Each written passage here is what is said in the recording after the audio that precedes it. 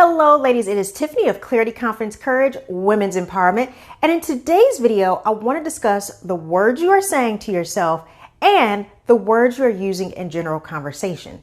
The reason I bring this topic up is because how you choose your words may be what is either hindering you or helping you in creating a happy, healthy life that you love. I'm going to dig deeper into this topic and explain exactly what I mean. Now, before we jump into this video, make sure you share, like, and subscribe to my channel because, ladies, when you give me that thumbs up and you subscribe to the channel, it boosts me up in the algorithm and it lets other women know that this is a video worth watching to help them also create lives that they absolutely love. All right, ladies, let's jump in. So, ladies, I used to be what you probably would call a negative Nancy, meaning my whole thought process centered around what could go wrong or what probably wasn't going to happen or what probably wouldn't work. It was just all this negativity. And I would use words like, I can't do that, or I don't know, it's fine, or it probably won't work, or, oh my gosh, something good just happened, so that means something bad is about to happen. Like, I always verbalize negative beliefs. Now, don't get me wrong, it wasn't constantly, but I'd say about 75% of the time, especially when I was in my 20s, I would always speak negativity over myself and over my life. And you know what was worse? What was worse is that I was attracting people into my life that were just like me. They were other negative Nancys that always seemed to have something negative or self-defeating to say, whether it was to themselves or it was about me. And I finally got to a point where I started to realize that everything that I was saying was starting to happen. So if I said I can't, then that's what would happen. If I said that I could, then that's what would happen. If I said I was too old, then my age suddenly became an issue, and so on and so forth. It's like the things that I was saying was actually occurring. And it took a long time for me to understand that. Now, as a women's empowerment coach, I see the exact same behavior in many of my clients. You know, they'll often say to me, well, Tiffany, I can't do that. Or, well, I would think about doing that, but I'm just too old for that. Or what's worse, what I always get on my clients, whenever I ask them a question, they say, I don't know. That's like the go-to. I don't know. Or it probably won't happen. I don't know. And I always tell my clients, you do know. You do know. Instead of saying, I don't know, say, let me think about this. Let me see if I can come up with a solution. Let me figure this out. Give me time to see if the answers will come. And what I tell my clients is that whatever you verbalize is what is true. So here's what I mean. Many times, the words that come out of our mouths are first centered in our minds. They're centered in our minds as thoughts. So a psychological process actually takes place. You think a thought, then you make a statement that expresses that thought. So it goes from your mind to your lips into the world. And that thought that you just expressed in your mind and expressed through your language suddenly becomes a tangible thing. So if you say, I never have enough money, guess what? You are never going to get enough money. You're always going to be broke. If you say, you know what, my car is a real piece of junk, then guess what? Your car is about to get much worse. You thought it was in bad shape now. It's about to seriously turn into a piece of junk. You see, whatever it is you think and you believe, you verbalize, and that is what becomes your reality. Your language is literally creating your life. And it took me so many years, ladies, to figure this out.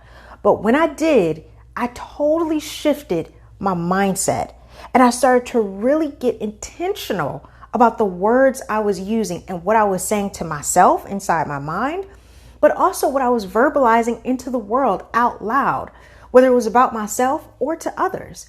And I started to replace some of my negative words with more affirming words, words that truly expressed how I really felt. And ladies, this is exactly what I teach my clients. So for example, instead of saying, I can't, you can replace that with, yeah, I can, but not at this time. Or I probably can, I'm just afraid to do it, to be honest. Or I can, but I choose not to. Or no, I'm not going to do that. Or I need time to think in order to figure out the appropriate solution.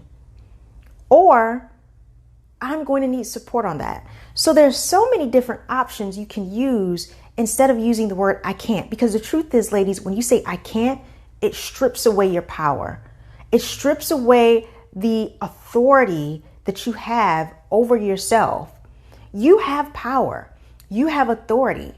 But when you say the word I can't, that takes off the power away from who you really are, and that places it somewhere else. Another example, instead of saying I hate my job, you can say things like, this job no longer satisfies me, so I'm going to look for another job.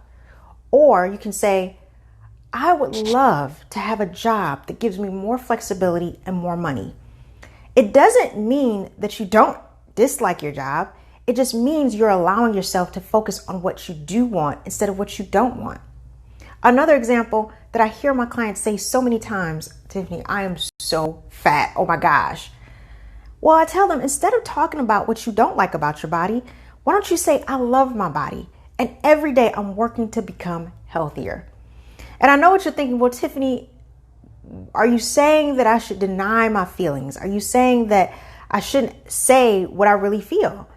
But no, that's not what I'm saying at all, because your feelings have merit.